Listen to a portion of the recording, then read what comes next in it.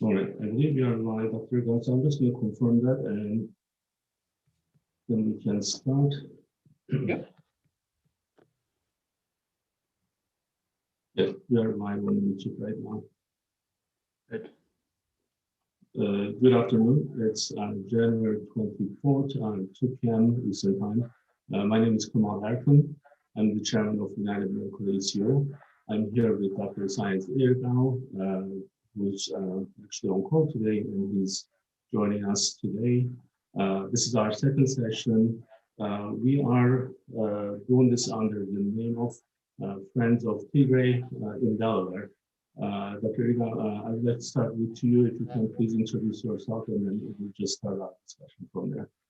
Thank you, Kemal. Very happy to be here.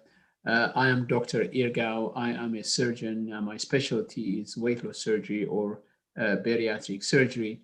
And as you correctly said, I am on duty, on call today. I'm covering 2 emergency rooms. So hopefully there will not be any emergency that interrupts this brief conversation today. But I'm really delighted that people are tuning in to talk about this extremely important issue. And obviously, I thank you, Kemal, for organizing this. Thank you, Dr. Irgau. So the issue we have is, it is extremely important. Now, I do want to actually just give a little bit background for myself. I have no reason to be in this video, or in fact, to conduct this video. I have no gain, no benefit from it. I'm just doing this because it's the right thing to do. And of course, I'm doing it because I know Dr. Irgau for the last 20 years. And I understand the issues, real picture from the region of Tigray. And I believe we all have to raise our voices when we see these types of actions that is outlaw. And we are business people. I'm a businessman. He's a physician. We have no reason to spend a Sunday afternoon to discuss something like this if it wasn't important. So it is important for all of us, and I want this to be the increasing the awareness of what's happening around the world for us. Sometimes, when issues are closer to us, our voice is a little bit more louder versus if it's not in sight, then we don't actually maybe do much. And at least from my point, if we can, whatever contribution we have, this is our contribution. And I think our first video got a lot of good feedback, good reaction. And I'm hoping that we can make this available for more people and more people can understand the issue. Now, Dr. Irgau, you are in this session and the last session as well. Your perspective of the issue is extremely important. And in case someone who's watching us right now, if they didn't watch the first one, if you can tell us a little bit about you and your story, what happened to you for 30 years, I believe now, just to bring us back to today from the time that you had this similar experience that we had in the region of Tigray.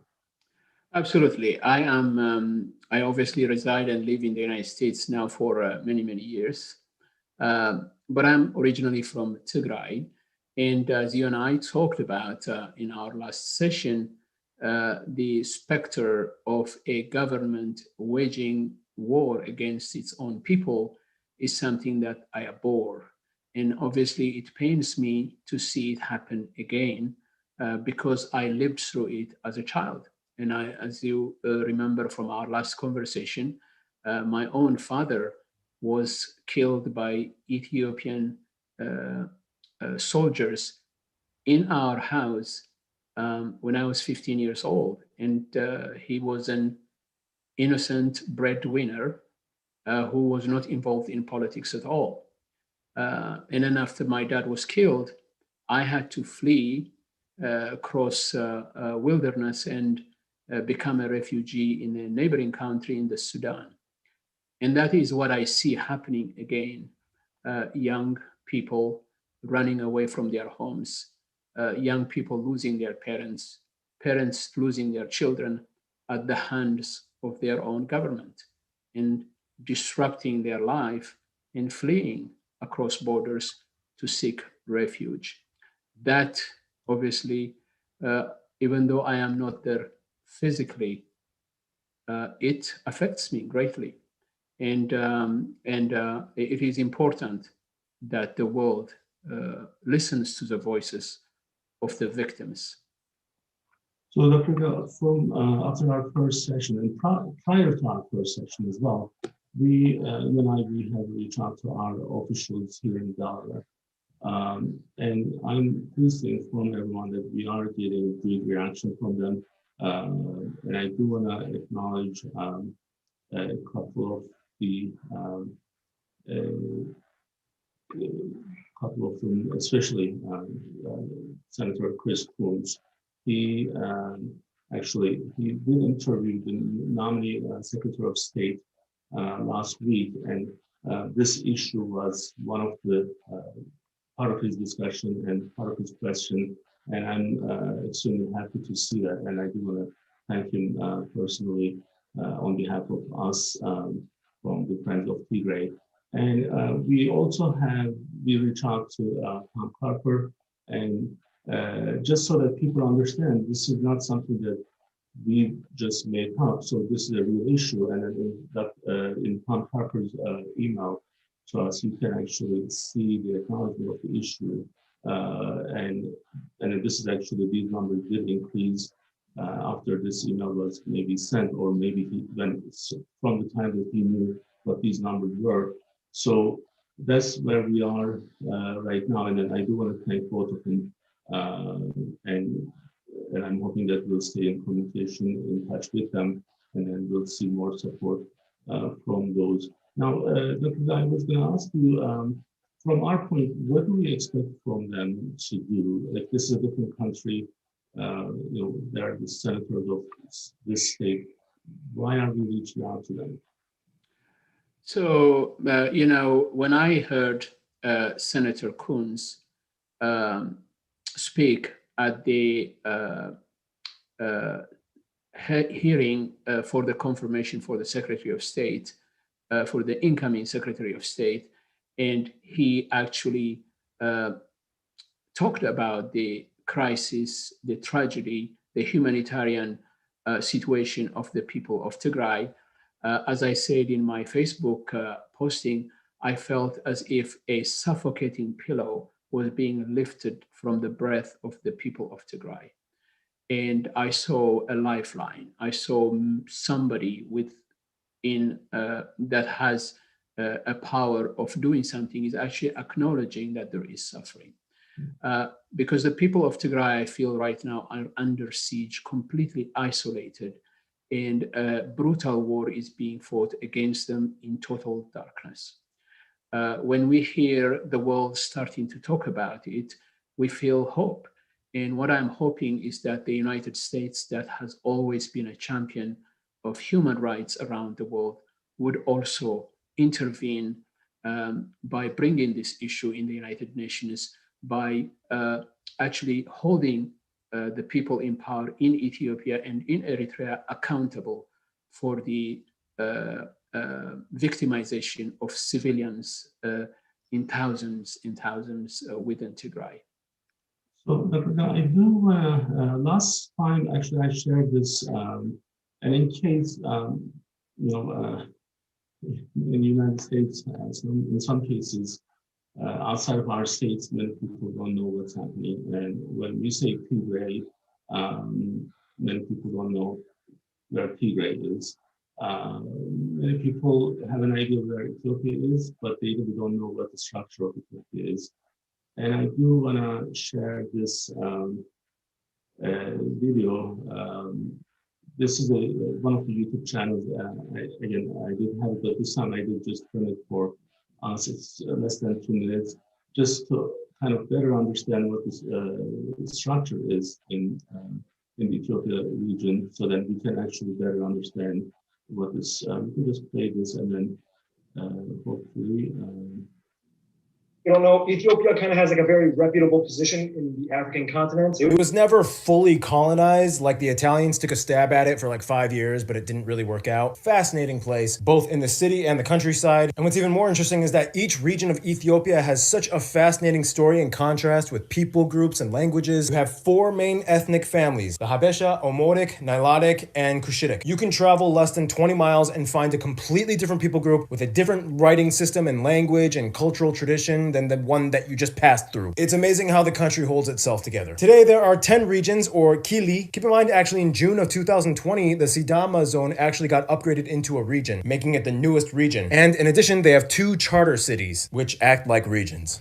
So I'm just getting some feedback that I may not be sharing the right thing, so let me just try this again. Okay.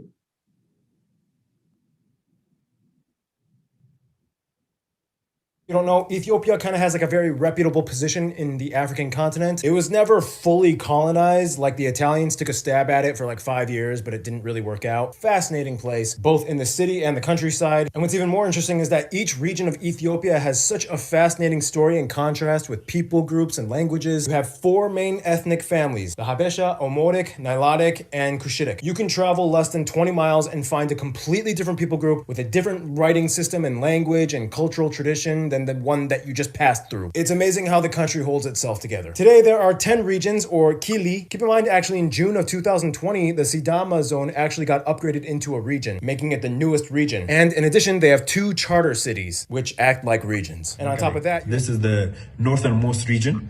This is a very cool one. The area is inhabited mostly by the Tigray people, and they're basically the closest cousins to the Amharas. Both mostly Orthodox, ethnically Habesha. Their languages are partially intelligible, and they even write in the same script, the Ge'ez. The Tigray region is blessed with some of the most contrasting landscape and historical landmarks. You have the upper plateau and mountains like Saramba and Ambalaje, but the most notable thing about the Tigray region is its landmarks and monuments that date back to the kingdom of Aksum around 1st century AD, distinguished by its rock-hewn architecture in which entire buildings and churches were just carved out of the rock. This was where some of the earliest Ethiopian history begins, and archaeological sites pop up. All right, so this was in the second try I could go through, so I'm actually just double checking since I don't have a panel who's actually keeping me kind of in line with this. So I was just checking to see if everything was playing, so I think it will go through very smoothly. Now, we are talking about like a country like the United States, right? Yep. So this is not like some like there's a federal government and there are states. States are autonomous, and then this issue started from the elections, and then federal government didn't want to do the elections. They were thinking that it wouldn't be safe.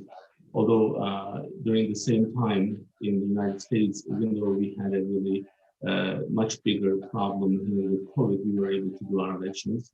And they wanted to delay, and there were probably some reason for that.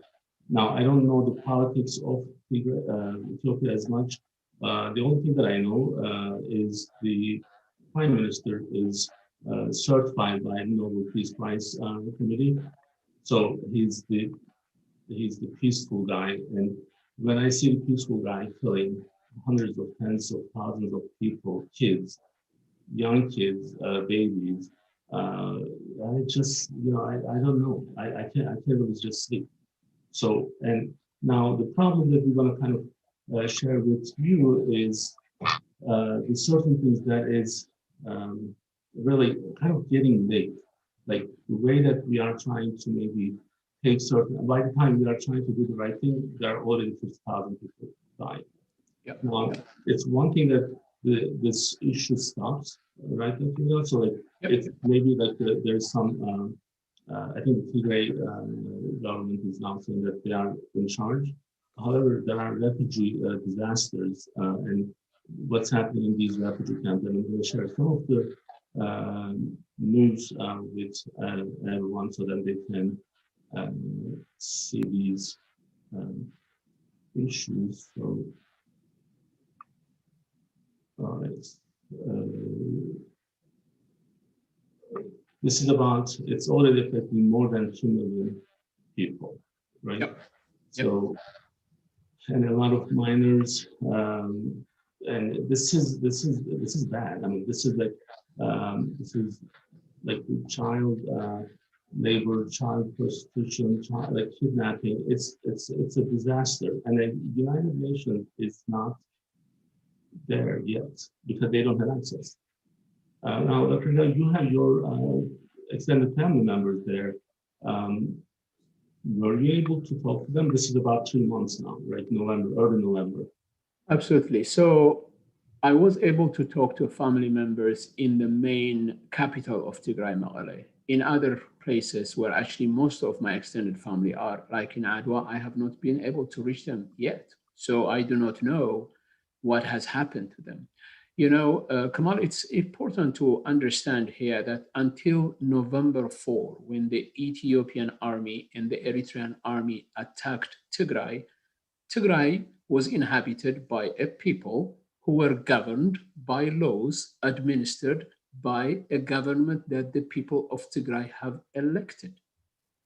They had a structure in which people lived, children went to school, students went to college, people worked in factories and industries, patients went to functioning hospitals, people farmed their land, right? There was a border.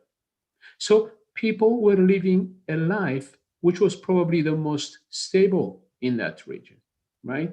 And I talked about the fact that it was the most stable. And one of the key evidences is that that region was actually able to conduct an election during the coronavirus around September of last year, where 2.4 million people actually voted, right? And they were able to conduct that election taking all the precautions of the coronavirus. In fact, they were one of the earlier regions to adopt a very wide public health campaign to protect people from the coronavirus by teaching them about face masks, social distancing, and hand washing. And they said that they were able to do that in the election at the same time. They said we can walk and chew gum at the same time, and they were able to do that. In fact, one of the main issues that arose between the government of Tigray and the federal government of Abiy Ahmed was this issue about elections.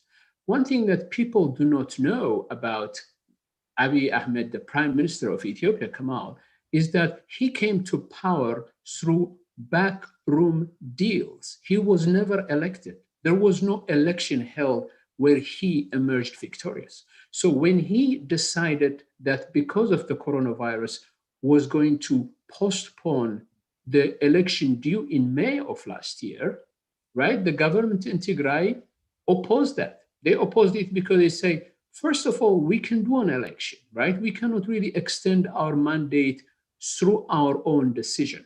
It's the people who have to decide. Secondly, there is even more a reason for you to have to do that because you were never elected. You came to power in the middle of a situation where you were never elected. So, just to finish that, Kemal, not only he was not elected, Mr. Abiy Ahmed was not elected, but he prevented the government of Tigray from conducting its own elections. They said, at the end, the government of Tigray said, okay, you do not want to hold the federal elections? Well, we as a regional government cannot extend our mandate without the people saying so. And they went ahead and conducted an election. So a region that was stable enough to conduct a very valid election during the height of coronavirus was a stable region.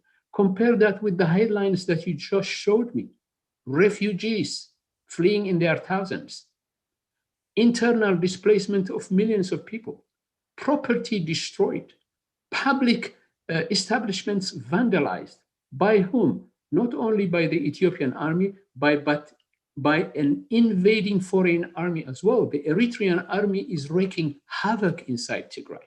There are reports not only of killing, looting, vandalization, but also rape, things we have not heard since Rwanda and Bosnia at a scale that is unimaginable, Kemal, right? So a region with that stability just 2.5 to 3 months ago has been turned into a total nightmare by the government of that region, as well by invading army that was invited by that government.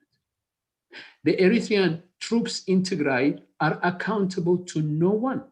Of course, they were not elected by, they were not part of an elected government in Ethiopia or in Tigray.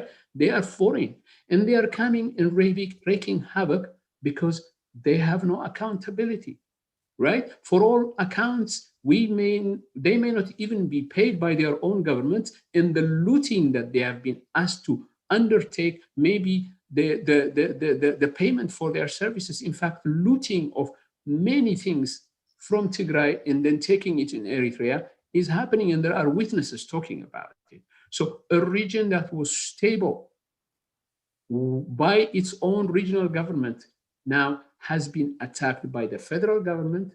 The regional government of Tigray is not there, obviously, because the armies of Ethiopia and Eritrea have been able to occupy the capital, right? But there is no law and order. The people are suffering. So, we have United Nations. Mm-hmm.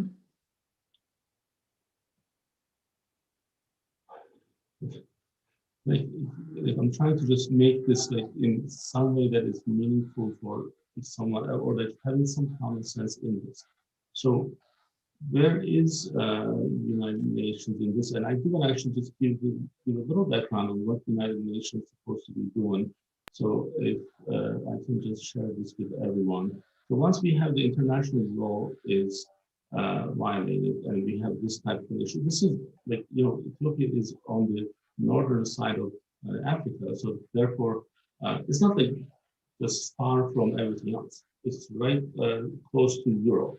It's not that far from Europe, right?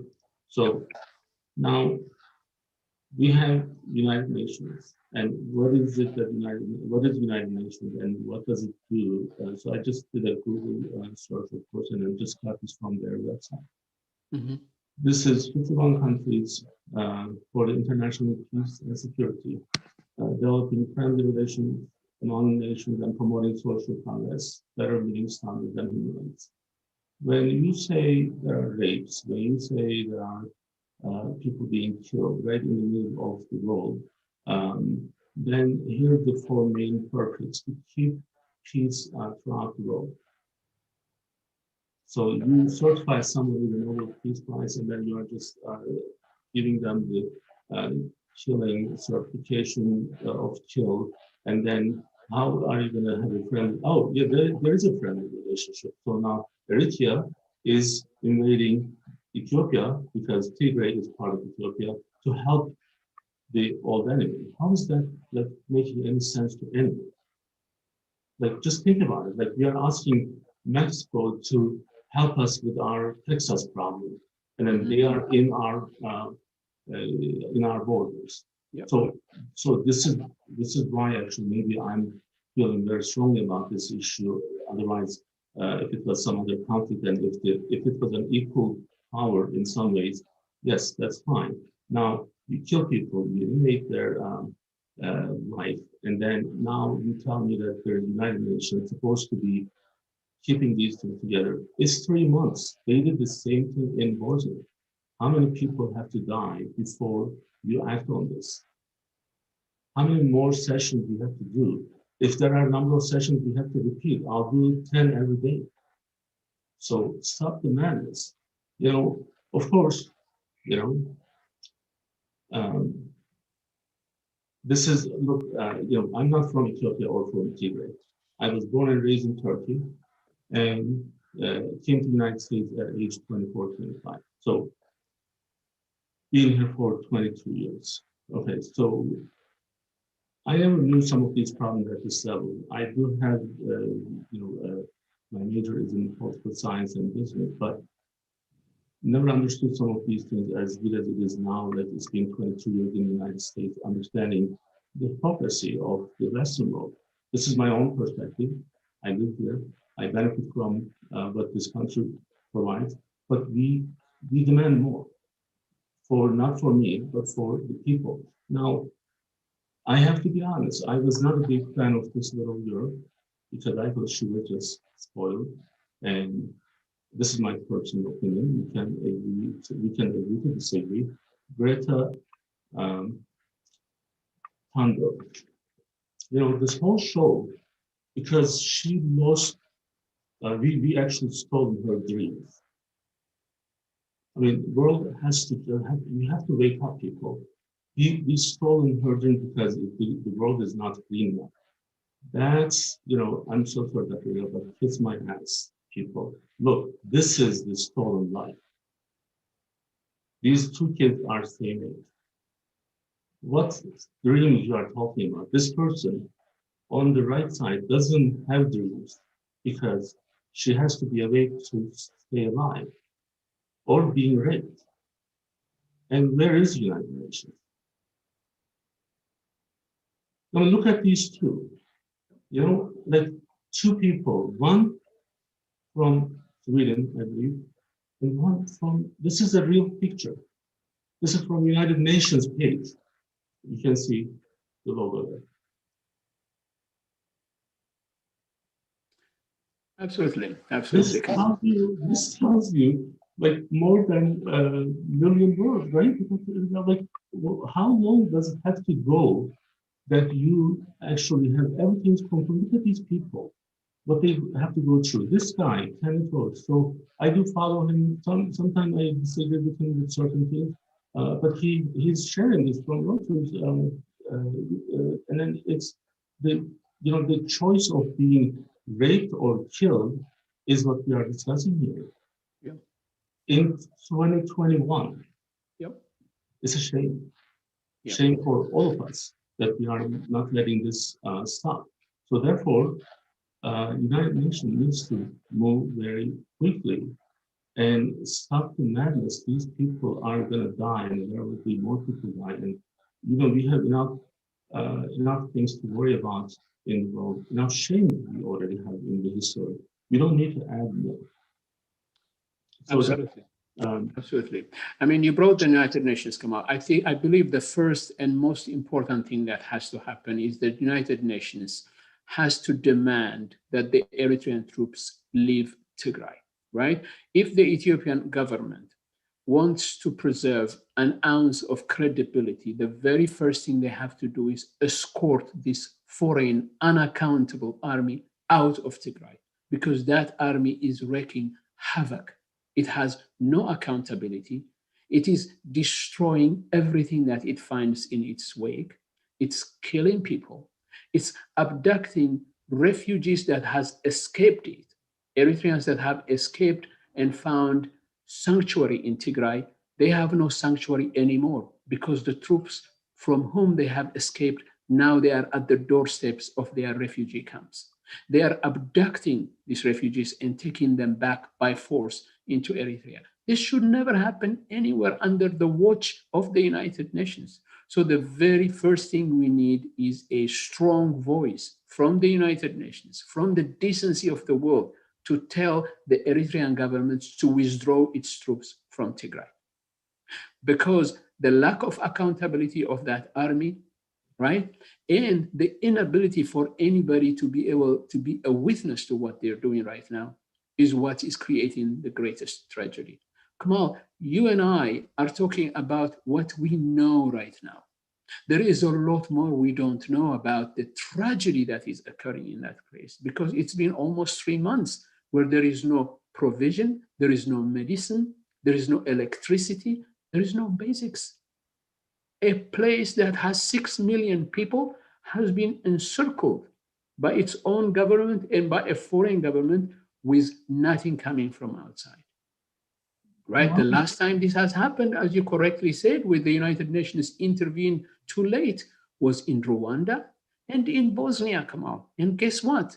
There were rapes there as well. And we are hearing about rapes now of young women, right? Of females that are being forced to offer their services or being killed or negated basic provisions, right?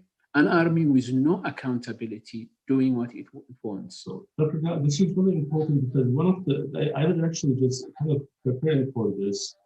Well, I had to prepare because I don't know the topic very well, so then I just want to watch some of the other, what other people are saying. And there was I think it was Al Jazeera, because it's not you can't find anything on CNN or Fox. Like right now, like we are shut down, so it's all about Biden and Trump. So now I have to watch Al Jazeera to get the news, right? So now here we go. There are some idiots out there who think that this is all made up, it's not real. So while I'm doing my search, I'd like to share this with our audience. So this is a real satellite image. Okay, so if you look at the date change here, it like what I was able to just see is how these buildings here are being destroyed. Absolutely. So like, absolutely. This is the December. Yeah. And then January, they're gone. So this is powerful, Kemal, because it tells us indirectly also the things we cannot see through the satellite images, and that is the suffering of the people, real people who lived there, worked there, went to school there, went to get help in hospitals there.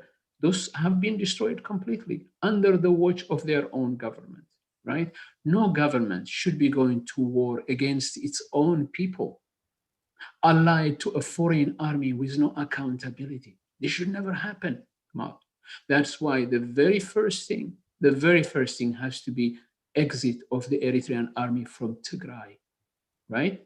They were denying it at the beginning. The Ethiopian government denied it. The Eritrean government denied it. But now we know. In fact, Ethiopian army officers have been openly saying not only that the Eritrean troops are in Tigray, but they don't know how to get them out from there, right? It is tragic how the Tigray people have been really given to the vultures at night, right? To the wolves at night, with no protection at all. The only government that they elected themselves, the Tigray regional government, has been pushed out, right? A government they elected, a government that was governing them by laws that they have enacted, right? Now there is lawlessness with an army with no accountability, looting, killing, and raping. Somebody from outside has to go in and do something about this, Kemal. It is a big tragedy. If the United Nations doesn't do anything, okay, each country can put their reaction out there. So, well, because I'm from Turkey, and then because I know our president in Turkey, Mr. Erdogan, he's one of the people who challenges the United Nations. So if he's watching this at some point, I also want him to look into this, because Turkey is doing a lot of business in Africa. Well, it's a great way to build relationships, but so this actually is from Financial Times this morning. Just came out a couple of days ago, I think maybe about a week ago. Now, this is what I see here. Where was it? The amount of work that now the business that we are doing, the Turkey and Ethiopia, is pretty big. So let's see here. Sometimes I have it on my iPad, and then okay. So here, Ethiopia being the second most populous country, and then all the Turkey now partnered with Ethiopia, the third biggest investor. So cut it off, Mr. Erdogan. Absolutely. So, just do something, because this is. I mean, I don't want to see my flag with the country that's killing its own people. Absolutely. And Kemal, it's interesting to see that definitely Turkey was one of the important investment partners with Ethiopia now for some years, right? And we had, for the last, I would say 10, 15 years, there was growth of the economy in Ethiopia under a government that was committed to eradicating poverty as its first priority, right?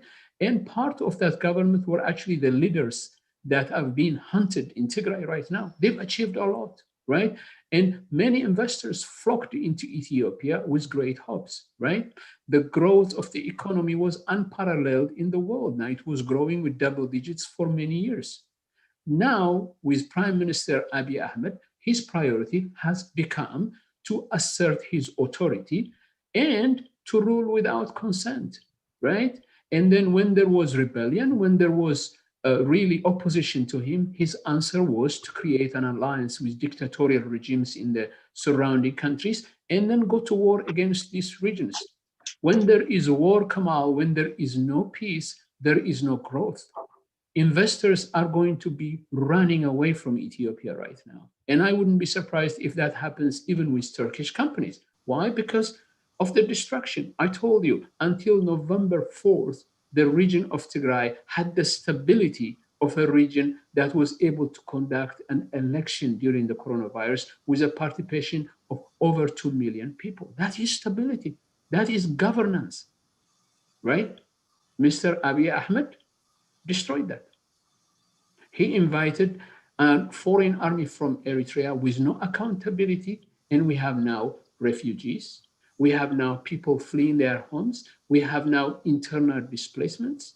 And very, very shortly, I believe Ethiopia is going to be at the top of the countries that are actually having the greatest tragedies because of wars, right? It was not the case until Mr. Abiy came to power.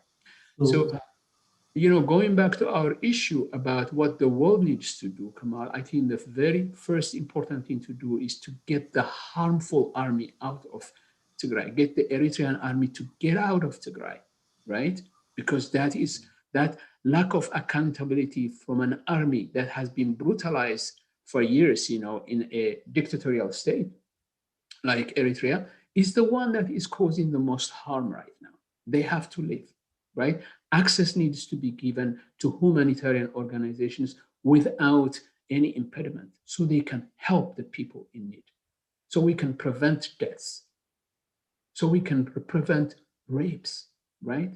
So that what happened in Rwanda, so that what happened in Bosnia is not repeated also in Tigray. So it's going to be too late, what I'm seeing, because I was just, you know, preparing this is one thing, but just putting them on top of each other: starvation, rape, child labor, being displaced from your home being destroyed. In this day and age, we shouldn't be talking about these.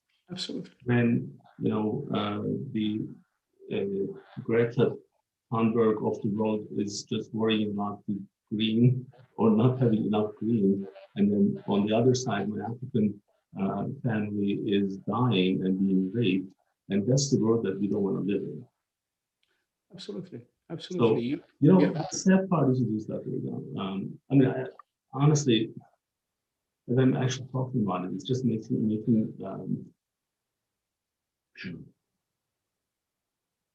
me a little bit more emotional. Like, I didn't realize it was, as you're just reading them back to back, it's just bad, right? So the part of the issue, like when you and I, we talked about after we took over our surgery center, one of the things that you and I, we discuss is charity in Ethiopia. And then I remember calling you one day and I said, look, we have all these extra equipment and we have the you know, the manpower with our surgeons, with our other physicians. We have 200 physicians just in Delaware. So can we actually, you know, do something in Ethiopia? And I haven't been there, you know, but we were planning, and we actually had, you know, these dreams. Now, yes, my dreams are stolen too. Yeah. So this is not the way that we want to actually build the world. Absolutely. So Absolutely. it's sad. It is sad. It is sad. But, you know, decent people like yourself, Kemal, can make a change, right? By raising the issue, by bringing it up. I mean, yes, you and I talked about establishing a health center in Tigray, right? And my dream was to name it under my father who passed, through violence in the past, right? We can do it again. Come on, we can do it. We just have to let the world know what is happening right now, and also let the people of Tigray know that they have support, that there is enough decency in the world, that there is enough indignation in the world for people to stand with them and support them in this very, very dark time. And they will come out of this as well. And people like me and yourself, Kemal, will go back into that region and help them rebuild it. That can happen.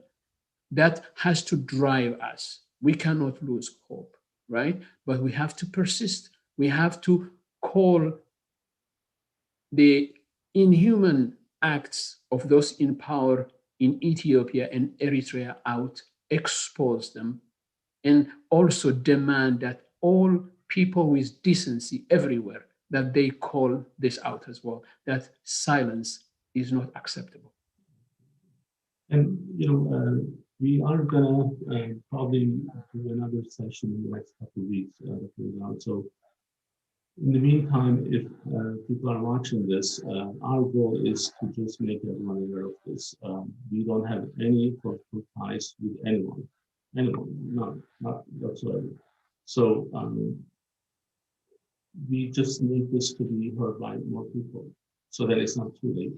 So Absolutely. if you're hearing our message, please share with others. And I know that so many people reach out to us. They actually watch our video, and I'm sure there will be more with this one. And if we can make a change in the world, that's the only goal that we have. But I don't know if you have any other comment before we close. No, I think, this is it, Kemal. I do think that people need to demand that Eritrean troops are out of Tigray, that their unaccountable presence is wreaking havoc to a population that is already devastated by the deprivation created by its own government, the government of Prime Minister Abiy Ahmed. So people need to demand that Eritrean troops out of Tigray. All right, Dr. Gaba, I know you're on call today, and thank you again for being available for this. And we'll be back soon. Until that, please stay safe. Bye-bye. Thank you, Kemal. Stay safe, everybody, and thank you for watching. Bye-bye. Bye.